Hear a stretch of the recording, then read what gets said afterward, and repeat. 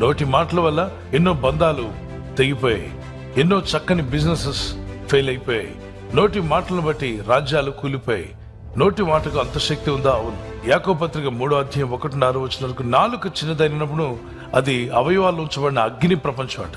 దానిలో ఒక ప్రపంచం ఉంది. అవయవాలన్నీ ఒక వంతు అయితే నాలుక దారి వేరే. దానికి ఎముక లేదు. నరవలేని నాలుక నరులను బాగా బాధిస్తుంది. అందుకే మాటలు మనిషిని నిలబెట్టగలవు, మనిషిని పడగొట్టగలవు.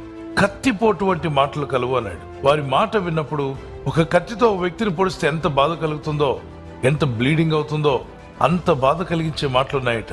తెలుసు తెలియకు దైవపాత్మలకు లోబడిపోయారు. వారి మనసుల్లోకి, వారి హృదయాల్లోకి కక్ష, కోపం వల్ల దురాత్మలు నివాసంగా మార్చుకున్నాయి వారి దేహాలు. మరి దురాత్మలు ఎలా మాట్లాడతాయి? అవి ఎప్పుడు శాపవచనాలే పలుకుతాయి. దేవుని ఆత్మ ఉందనుకుంటే అదే దేహంలో దీవెన, ఆశీర్వాదము, క్షేమము, అన్ని మంచి మాటలు మాట్లాడతారు.